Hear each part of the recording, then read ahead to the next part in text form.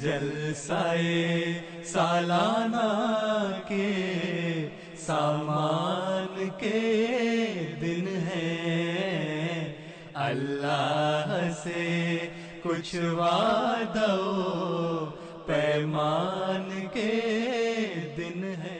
Assalamu alaikum wa rahmatullahi wa barakatuh. My name is Adnan Burke as we continue with our coverage here from USA Jalsa Day 2 from Harrisburg, Pennsylvania, coming to you live right now on MTA. So far we've had some terrific interviews and wonderful guests, including Qasim Rashid, who is a celebrated author here in the United States. He's writing his third book, in fact, is coming up soon. Talk to Me is what it's being called, so look out for that on Amazon. Also just talked to a couple of very entertaining brothers, Brother Abu Bakr from St. Louis and Brother Luqman from Las Vegas. They've been coming to the Jalsa since 1984, so mashallah, it's great to see people once again reuniting and meeting up with old friends as well. Speaking of old friends, we bring in Falah Shamsi, Naib Ameer, who is an old classmate of my father, Zakir Vik. So he said he's trying to watch right now. I don't know if he's seeing us right now, but good to know that you know my dad from way back when. Do. From the very beginning. Yeah, exactly. So like father, like son, hopefully, as long as this goes okay. But yes. You're the Naib Ameer here, so you can talk about Jalsa in a larger sense. We're going to talk about Muslim Sunrises magazine, also the Marshall Islands in a second. Yes. But first for you, what do you think Jalsa means to you, and why is it such an important event for all entities? Jalsa is a great occasion. It's a legacy of the Prophet Messiah al-Islam to get all the membership together. And it's a wonderful occasion, really, to see people that you have not seen the whole year and exchange ideas, also get to know each other, make new friends, and listen to great speeches. You know, where you pick up some messages. You may not get all the speeches and everything that's said in them, but every member, I believe, picks up something from a Jalsa. Yep. And that's really the basic thing. As long as they cover something, they pick up something and take it with them, then the mission is accomplished. Yeah, you always hear that expression, the Americans will say networking, right? You come here, you meet some people, you shake some hands, and if you can increase your knowledge base, whatever it can be, that's a positive. Because the Prophet Messiah Islam always emphasized this, that people should come to Qadian at that time. Right. And this is the same legacy that he has left for us. Then every country, we have Jalsas for the people, an opportunity for them to get together. Yeah. Because in association, there is a lot of blessings. Right. Yeah, even being around the Ahmadis, you're right. You can kind of notice what's positive and negatives. Right. As far as the Marshall Islands, I know Hazur's been very avid with regards to your participation there. What can you tell us what Ahmadis are doing? In Marshall Island, we have restarted the things in 2011 under Hazur's direction and built a mosque there. So by the grace of Allah, many things are happening there now. Every year now we take a physicians group there under Humanity First of Marshall Islands to work at the hospital there, do surgeries, do all kind of services. This year, for the first time in April, we had the first Jalsa Salana of Jamaat Marshall Islands. Wow, mashallah. And more than about 250 people attended. And this was held in the conference center where the President's office is, President of Marshall Islands office. So it was a huge success, actually. We were all surprised by it. We had guests from here, Dr. Zahid Bajwa Sahib, General Secretary Sahib, he was there.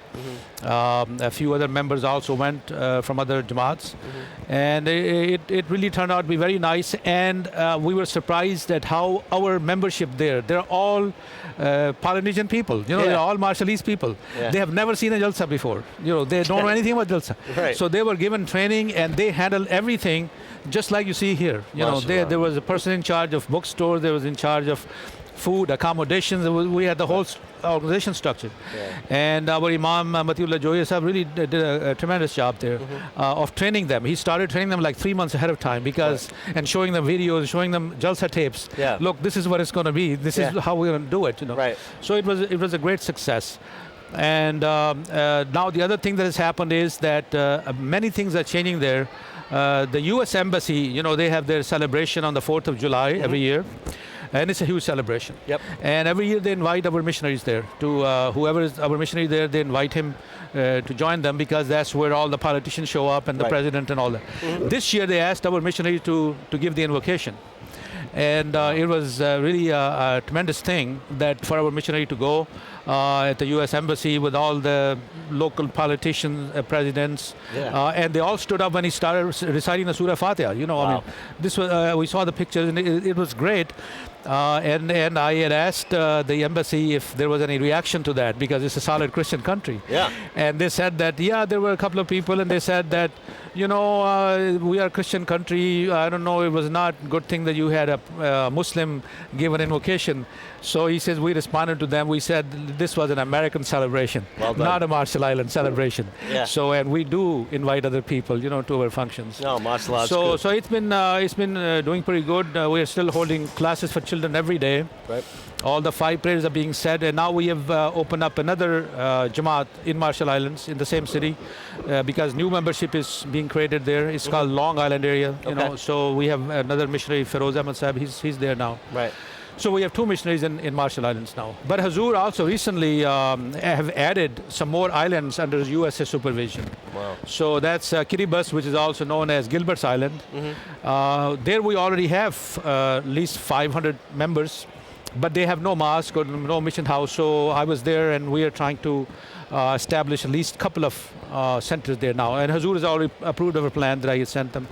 So now we are going to be executing that. Inshallah, they will have places of worship, places of getting together. Yeah, I think, like you said, it's one thing to kind of cultivate what you already have. Here in the United States, alhamdulillah, we have a really strong Jamaat. Right. We continue to prosper. But when you're going to new adventures and new beginnings, that can feel special as well. Right. For those that don't know, give some context, geographic awareness, Yes. and why 250 in relation to population is an enormous success. Right. Not only the Marshall Islands, but right next to it, the Federated States of Micronesia. In the island of Kosrae, we had also we wanted to start our mission, so we registered with Jamaat. Right. But the governor was opposing us big time. was. I mean, governor said he would not let us get established there. So we applied to become registered at the federal level in Micronesia. So then state would not matter, and he would not let them process that either.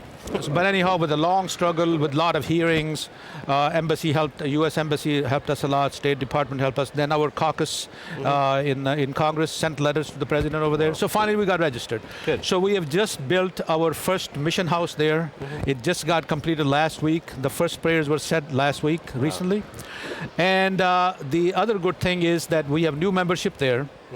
And one of the members who has accepted Ahmadiyyat now, he used to be the mayor of that village where our mission house is for 11 years. So now he's retired.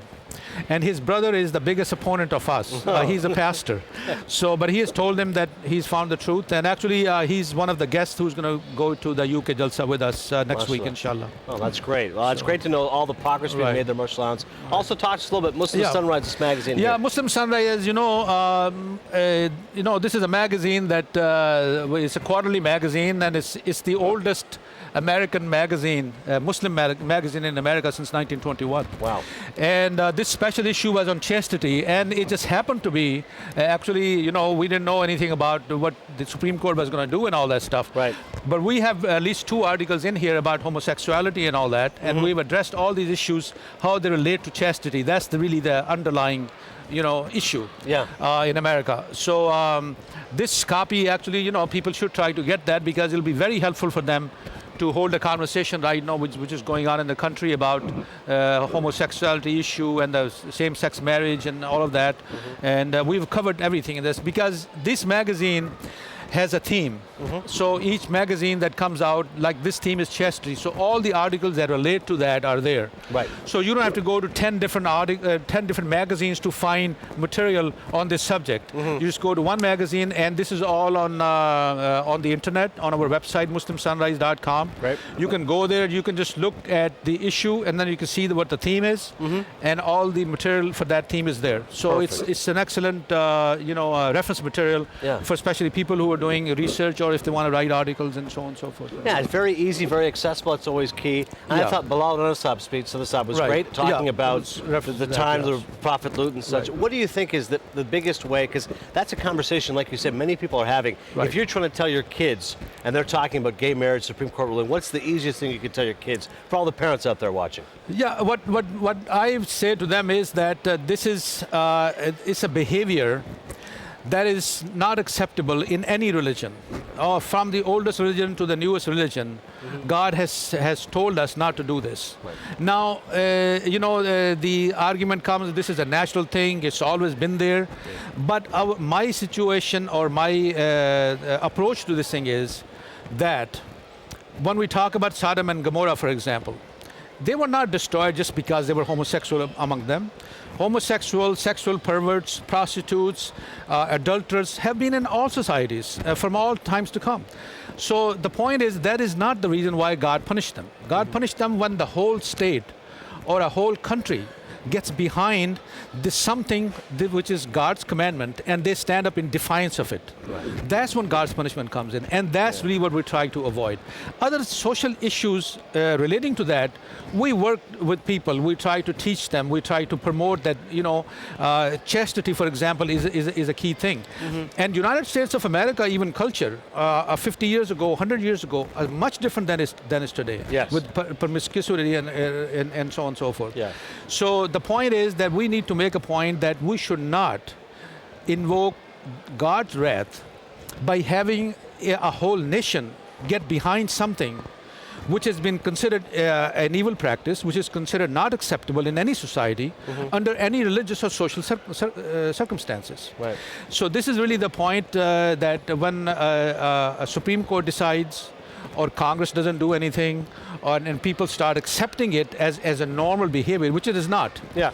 So this is really the key thing, that we should be afraid of this situation, that we are not taking these steps towards calling for the wrath of God, which does not come just because somebody is breaking his laws. Right, and that's, I think, the key issue, because some would say that what is Islam or Ahmadiyya? If you don't want to engage in that practice, one thing, but why are you saying love for all, hatred for none, and then decrying that? Like you said, the issue is that because if you support it, if you actively support it, then you're risking the wrath of Allah. Of course, because not only that, but you see, when you talk about love for all and hatred for none, we always say this, that you should hate the sin but not the sinner. Yes. So we are only talking about the act of which is prohibited by God. Yeah. We're not talking about the people.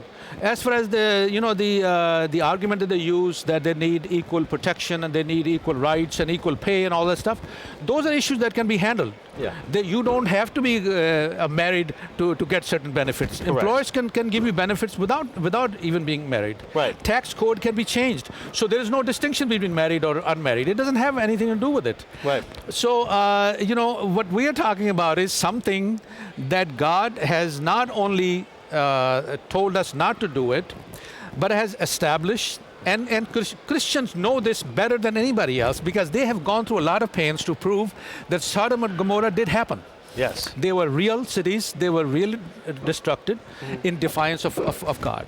So this is, the approach that we need to take with them. MuslimSunrise.ca. Once again, you can check out all those issues. I just want to take 1 minute to introduce this book. It just got printed by the Jamaat. It's called the Commentary of Al-Qasida. You know the Prophet Messiah Islam's Arabic Qasida? Yes. That we recite all the time at Jalsas and everything else.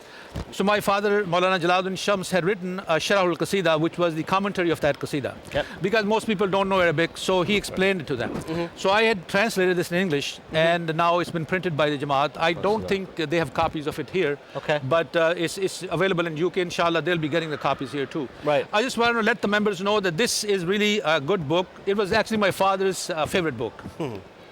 And it explains the intensity of love that Prophet Messiah Islam had for the Holy Prophet Sallallahu Alaihi Wasallam.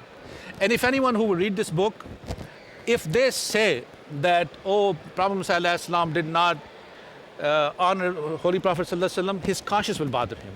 Wow. Because once you read this book, you really get to know the intensity and the level of love that the Prophet Messiah Islam had for the Holy Prophet Sallallahu Alaihi Wasallam. So you're not sure if the book is available here, but where is it available? I don't. It's printed in UK, so I'm sure they'll be getting the copies here. I just want to let everybody know that book has been available now in English, so our membership here and especially young people can read Qasida and really get to know what it says. No, mashallah, it's fantastic, and congratulations with all the work you're doing in the Marshall Islands. It's great to know that it's a new beginning and a new adventure as well. Well, I'm building a mosque in Brazil also, inshallah. In a few months it'll be done. Oh, mashallah. And Rio de Janeiro?